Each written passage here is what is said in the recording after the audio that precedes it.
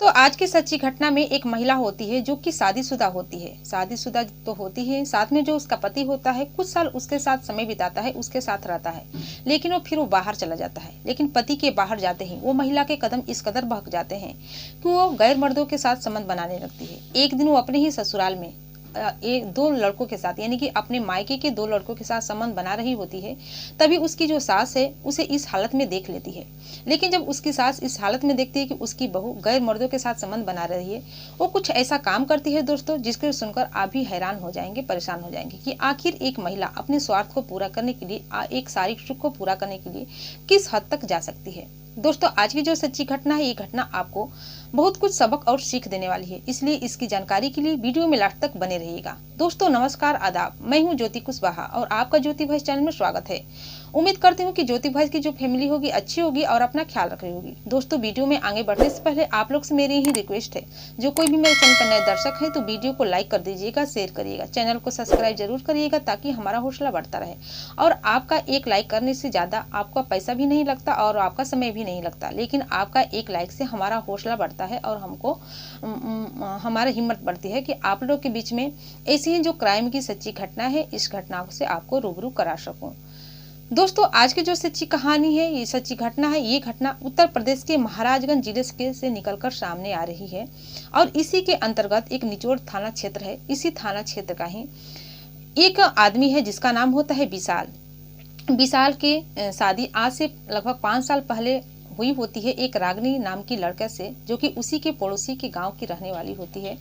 रागनी से जब उसकी शादी होती है तो उसकी शादी के 5 साल बीत जाते हैं। विशाल के परिवार में विशाल की पत्नी रागनी और उसके माता पिता, और इन 5 सालों में रागनी और विशाल की एक बेटी भी हो जाती है। इसके बाद दोस्तों, विशाल के ऊपर जिम्मेदारी आ जाती है क्योंकि उसका परिवार बढ़ने लगता है, इसलिए वो अपनी पत्नी के साथ 5 साल गुजारता है। इसके बाद वो दिल्ली शहर चला जाता है कमाने के लिए। इधर जो रागनी होती है, जब उसका पति दिल्ली चला जाता है तो बिल्कुल अकेली सी हो जाती है। अब उसका ससुराल में उसे मन नहीं लगता था, वो अपने सास ससुर के साथ रहना नहीं चाहती थी, इसलिए अपने मायके चली जाती है।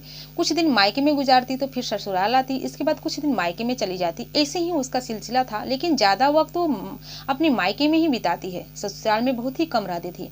जब मायके में अपना वक्त बिताने लगती है तो उसके मायके से ही 2 लड़के के साथ उसकी जान पहचान हो जाती है, और जान पहचान ही नहीं, उसके साथ दोस्ती हो जाती है और दोस्ती के जरिए उन दोनों के साथ प्रेम प्रसंग चलने लगता है। रागनी जो कि अपने पति से दूर रहती थी, इसलिए दोनों लड़कों के साथ संपर्क बढ़ा लेती है। हालांकि दोनों लड़के जानते थे कि जो रागनी है शादीशुदा है, उसके बाल बच्चे वाले हैं, फिर भी उन दोनों का कोई दिक्कत नहीं रहता है। वो रागनी के साथ संपर्क बना रहे थे। इधर जो रागनी होती है अक्सर उन दोनों लड़के के साथ संबंध बनाती, अपना समय पूरा करती, उसके साथ समय बिताती, और इसके बदले में जो दोनों लड़के थे उसे ढेर सारा पैसा देते, ढेर सारे गिफ्ट भी देते। हालांकि वो दोनों जानते थे कि दोनों का जो प्रेमिका है वो एक ही है, लेकिन वो जानते थे कि उसका जो पति है बाहर चला गया है पैसा कमाने के लिए, और इसलिए वो अलग मर्दों में प्यार ढूंढ रही है। इसी के जरिए इन बात पर उन लोगों का कोई एतराज नहीं होता है।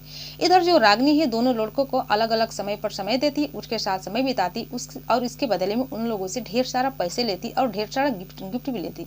दोस्तों, ये सिलसिला कुछ दिनों तक चलता रहा। लेकिन जब रागनी के गाँव वाले जो होते हैं, यानी कि जो उसके मायके वाले थे, उनको ये बात की पता चल गई कि रागनी के कदम बहक गए हैं, वो एक नहीं दो लड़कों के साथ संबंध बना रही है, उन दोनों के साथ घूम रही है। अक्सर कहा जाए तो जो रागनी थी उन दोनों लड़कों के साथ उसका प्यार नहीं हुआ था, उसका ही हवस था, जो कि अपनी जरूरतों को पूरा करने के लिए उन दोनों के साथ थी। अगर प्यार होता तो एक लोग से होता, दो लोगों से नहीं होता। इधर रागनी अपनी हवस को पूरा करने के लिए, साथ में बहुत सारा पैसा और गिफ्ट लेने के लिए उन दोनों लड़के के साथ मिलने जुलने लगती है। लेकिन जब उसके मायके वालों को इस बात का पता चलता है तो उन्हें बहुत ही बुरा लगता है। वो सोचने लगते हैं कि रागनी को उसके ससुराल में भेज देना चाहिए, और रागनी को काफी हद तक समझाते बुझाते हैं कि तुम्हें अपने ससुराल जाना चाहिए, अपने सास ससुर की सेवा करनी चाहिए, क्योंकि तुम्हारा ससुराल ही तुम्हारा घर है। हालांकि रागनी अपने ससुराल नहीं जाना चाहती थी, लेकिन उसके मायके वाले जबरदस्ती उसके ससुराल भेजते हैं। इधर जब रागिनी अपने ससुराल आ जाती है तो उसका पैर बंध जाता है कि वो अपने दोनों प्रेमियों से मिले तो मिले कैसे, जिसके बाद वो बहुत ही बेचैन हो जाती है। इसके बाद वो अपने दिमाग में एक प्लान बनाती है और ये सोचती है कि क्यों ना अपने ही ससुराल में दोनों प्रेमियों को, यानी कि अपने मायके के जो दोनों प्रेमी हैं उन दोनों को बुलाया जाए, क्योंकि उनका जो मायका होता है ससुराल ज्यादा फासले नहीं होती है, ज्यादा दूरी नहीं होती है। इसलिए सोचते हैं कि जो सास ससुर है गाँव के लोग हैं, खा पी के जल्दी सो जाते हैं, ऊपर से बूढ़े भी हो चुके हैं और उसकी बच्ची जो है जो कि छोटी है। इसके बाद जब उसके सास ससुर शाम को खाना खाने के बाद सो जाते तो उसका एक और दरवाजा होता है पीछे का। पिछले दरवाजे से उन दोनों को अलग अलग समय पर बुलाती, अलग अलग दिन बुलाती और उनके साथ समय बिताया करती थी, उनके साथ पूरी रात गुजारा करती थी। लेकिन ये बात ससुराल को लोगों को पता नहीं था और ना ही मायके के लोगों को पता था कि रागिनी वहां पर भी जाकर यानी कि अपने ससुराल में जाकर ये सब काम कर रही है। इसके बाद दोस्तों जब कुछ दिनों का समय बीत जाता है, एक दिन रागिनी जो कि अपने दोनों प्रेमियों से कहती है कि क्यों ना तुम दोनों आज एक साथ मेरे साथ संबंध बनाओ, मेरे साथ पूरी रातें बिताओ। इस पर दोनों जो उसका प्रेमी है, दोनों लड़के हैं, तैयार हो जाते हैं और एक दिन उसके घर आते हैं। रागिनी अपने सास ससुर को खाना दे देती है, खाना खा लेते हैं। इसके बाद जो उसकी छोटी बच्ची होती है वो भी सो जाती है। इधर रागिनी दोनों प्रेमियों को अपने घर के यानी कि कमरे के अंदर बुलाती है और रात के समय आपत्तिजनक स्थिति में दोनों होते हैं और तीनों एक साथ मिलकर संबंध बनाने लगते हैं। लेकिन कुछ रात निकलती है तो उनके कमरे में से अजीबोगरीब आवाजें निकलने लगती है। इधर जो रागिनी की सास होती है उसकी नींद खुल जाती है और अपने बहू के कमरे में इस तरह की आवाजें सुनती है तो उन्हें कुछ शक सा होता है। लेकिन वो हल्ला नहीं करती है, नहीं चीखती चिल्लाती है। वो अपने बहू के कमरे के अंदर यानी कि दरवाजे के अंदर से झांक कर देखने की कोशिश करती है, लेकिन जब देखती है तो अंदर का नजारा देखकर वो दंग रह जाती है। उसके पैरों तले जमीन खिसक जाता है। वो देखती है कि उसकी बहू आपत्तिजनक स्थिति में है और दो लोग उसके साथ हैं जो कि गलत काम कर रहे हैं।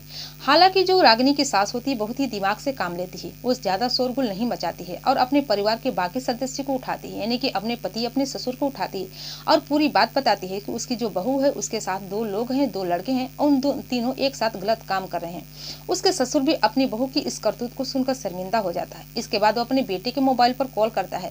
जब अपने बेटे विशाल के मोबाइल पर कॉल करता है तो पूरी बात बताता है कि तुम्हारी पत्नी तुम्हारे पीठ पीछे ऐसा ऐसा काम कर रही है। इसके बाद जो विशाल होता है कहता है कि आप लोग घबराइए मत, सबसे पहले पुलिस को कॉल कीजिए। इसके बाद दोनों रागिनी के सास ससुर पुलिस को कॉल करते हैं और कॉल करने के बाद इधर जो रागिनी की सास होती है पहले से ही दरवाजे के बाहर से कुंडी लगा दी होती है कि ताकि तीनों निकलकर बाहर ना आए। दोस्तों जब पुलिस उस जगह पर पहुंचती है तो दरवाजा खोलती है तो देखती है कि तीन लोग कमरे के अंदर मौजूद हैं। अब पुलिस उन तीनों से पूछताछ करती है तो तीनों लोग अपनी अपनी सच्चाई कबूल कर लेते हैं। हालांकि जो पूरी बात है पूरे गांव वालों को पता चल जाती है। अब ये बात पूरी गांव में चर्चा का विषय बन जाता है कि रागिनी जो कि जिसका पति नहीं है घर पे, इस तरह की उसके पीछे पीछे ये सब काम कर रही है।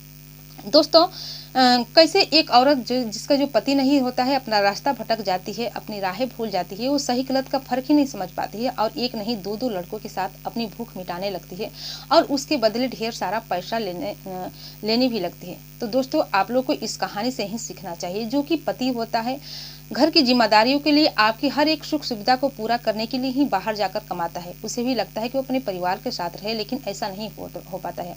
अगर आपको कोई दिक्कत है, आपको अगर कोई परेशानी हो तो अपने पति से इसके सामने बातें करें, इससे शेयर करें। ऐसा नहीं कि आपका कदम ही गलत हो जाए, आप गलत ही कदम उठा लें।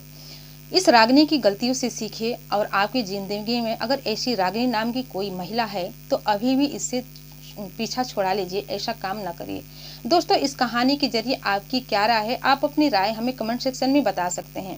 और ये कहानी सुनाने का उद्देश्य आपको दुखी करना, परेशान करना नहीं है, बल्कि जागरूक करना है, सचेत करना है कि आप भी सावधान हो जाइए, सतर्क हो जाइए और आप अपने दिमाग से काम लीजिए, जो कि आपको भी अच्छा लगे और सामने वालों को भी अच्छा लगे। दोस्तों जाते जाते मैं आप लोग से भी कहूंगी कि जो कोई भी मेरी वीडियो जहां से भी देख रहे हैं, अपना नाम और अपनी जगह का नाम कमेंट सेक्शन में जरूर बताएं, ताकि आने वाली अगली वीडियो में उन दर्शकों का नाम ले सकूं और दिल से धन्यवाद कह सकूं। फिर मिलती हूं अगले दिन नई कहानी के साथ, नई घटना के साथ। तब तक के लिए जय हिंद, जय भारत।